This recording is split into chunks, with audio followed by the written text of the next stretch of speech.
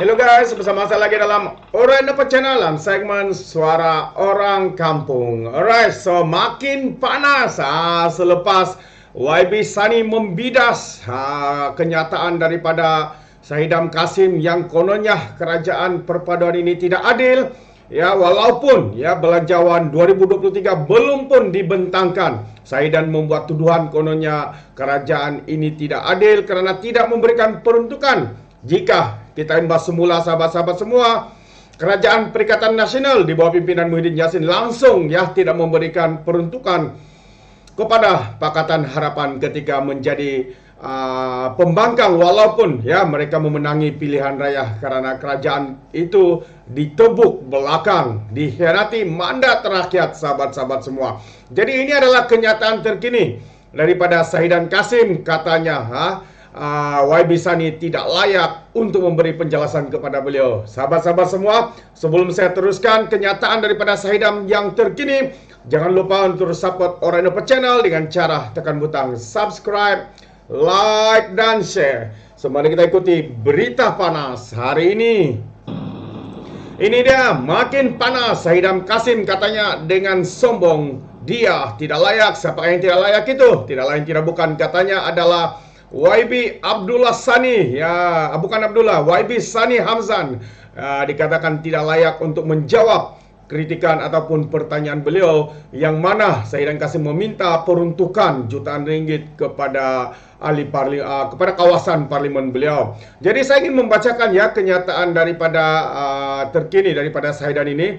Katanya Sahidam hanya mahu penjelasan daripada Perdana Menteri Sunny Hamzan tidak layak, katanya begitu sombong, begitu angkuh walaupun sudah menjadi pembangkang, tetapi kita boleh nampak tindak tanduknya, kata-katanya dipenuhi dengan kesombongan sahabat-sahabat semua. Jadi saya ingin membacakan, katanya anggota Parlimen Arau Sahidam Kasim berkata dia hanya perlukan penjelasan daripada Perdana Menteri Anwar Ibrahim berhubung isu peruntukan kepada wakil rakyat pembangkang yang dibangkitkannya sebelum ini. Macam bisa katakan, belum pun kerajaan membuat keputusan, belum pun bentang 2023, dia sudah terhege-hege untuk meminta peruntukan. Mungkin ada udang di sebalik batu. Malah bekas pemimpin UMNO yang dipecat itu berkata dia mendapat maklumat bahawa semua ahli parlimen kerajaan sudah mendapat peruntukan. Saya telah mendapat maklumat, katanya, bahawa semua ahli parlimen dari kerajaan telah mendapat peruntukan. Memang wajiblah. Memang betul lah. Mereka kan kerajaan yang pembangkang ini kena tengok bajet. Kalau tidak cukup bajet, mungkin mereka diberikan sebanyak mungkin 500 ke 200 ribu sebegitu.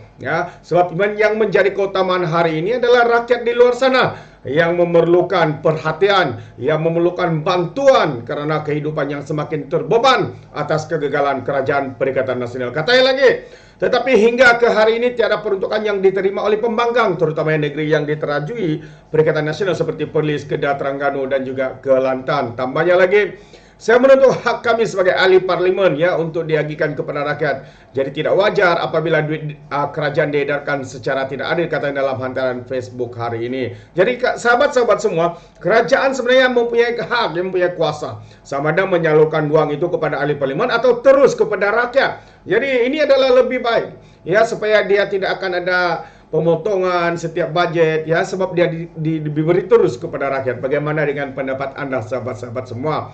Dia menjawab kenyataan anggota Parlimen Hulu Langat Muhammad Sunny Hamzan yang menyanggah dakwaan Sahidam yang mendakwa kerajaan bersikap tidak adil kerana tidak memberi peruntukan kepada ahli parlimen pembangkang. Seperti yang saya katakan tadi, sebelum ini sahabat semua, Kerajaan Perikatan Nasional di bawah pimpinan Muhyiddin Yassin bersama dengan lebay-lebay PAS tidak pun memberikan sedikit peruntukan terhadap Pakatan MP Pakatan Harapan yang sepatutnya menjadi kerajaan, tetapi ditobok atap, dikhianat, dilakukan sebegitu rupa sahabat semua.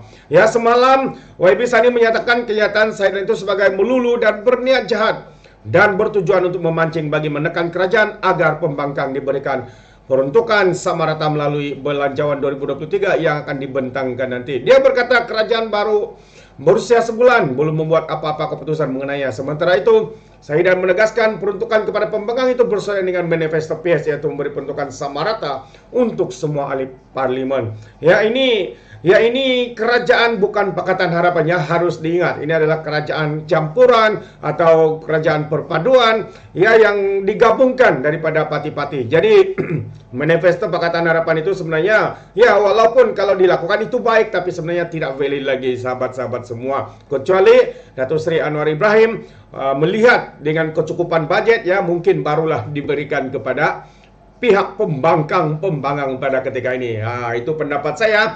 Katanya saya tidak perlu mendengar penjelasan daripada ahli parlimen Hulu Langat. Ini karena saya merasakan penjelasan beliau sesuatu yang tidak layak. Saya hanya perlukan penjelasan daripada Perdana Menteri. Selamat menjaga kesehatan dan semoga cepat sembuh Hulu Langat, kata Syahidan Kasim ya, dipenuhi dengan kata-kata sindiran sebelum mengakhiri kenyataannya hari ini, sahabat-sahabat semua. Jadi kalau kita lihat sebenarnya kita boleh nampak ya bagaimana Syahidan bermain dengan kata-kata, membuat provokasi ya, memancing bajet dan sebagainya. Ya, kita tahu kerajaan di bawah pimpinan Datuk Seri Anwar Ibrahim ini tahu keutamaannya, bukanlah keutamaan kepada MP tetapi kepada rakyat. Mungkin bajet itu tidak diberikan kepada MP tersebut, namun directly disalurkan kepada rakyat. Ini lebih baik dibandingkan mungkin ya kalau diberi kepada mereka yang sampai kepada rakyat itu tidak tahu berapa. Kalau contoh 1 juta mungkin yang sampai setakat 500.000. Jadi ini satu yang tidak baik. Jadi apapun keputusan kerajaan, apapun keputusan Datuk Seri Anwar Ibrahim, kita sokong sebab ini adalah kerajaan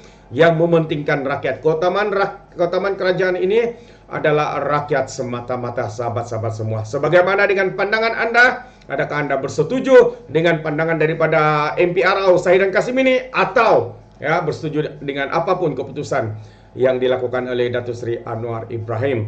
Jadi sahabat semua, sebelum saya akhiri, saya ingin memberikan satu update lagi berkaitan dengan Majlis Presiden Pakatan Harapan, mana mereka mengadakan perbincangan dalam perkara itu mengenai isu pilihan raya negeri ya, kerjasama BN pada Sabtu ini ya. Pada Sabtu hari ini bakal akan diadakan Majlis Presiden ya, mesyuarat Majlis Presiden untuk membincangkan perkara tersebut ya, yang mana katanya PS akan membincangkan secara terperinci persiapan parti itu menghadapi pilihan raya negeri serta kerjasama dengan Barisan Nasional dalam mesyuarat pimpinan tertinggi pada 7 Januari ini. Ketua Setiausaha PH ya, Saifuddin Nasution Ismail berkata ia merupakan mesyuarat pertama Majlis Presiden Parti berkenan pada tahun ini yang akan dijalankan di Ibu Pejabat PKR di Petaling Jaya, Selangor.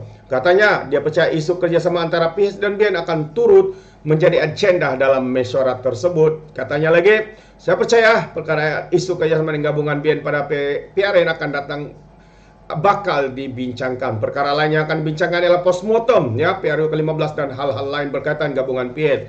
Katanya kepada pemberita di Kajang hari ini. Saifuddin berkata demikian ketika ditanya mengenai kenyataan pengurusi DAP Lim Guang M bahawa Perdana Menteri akan mempengerusikan mesyuarat PH di peringkat pusat sebelum tahun baru Cina bagi persediaan menghadapi PRN yang akan datang, yaitu 6 negeri yang terlibat dalam PRN ini adalah Selangor, Pulau Pinang, Negeri Sembilan, Kedah, Kelantan dan juga Terengganu.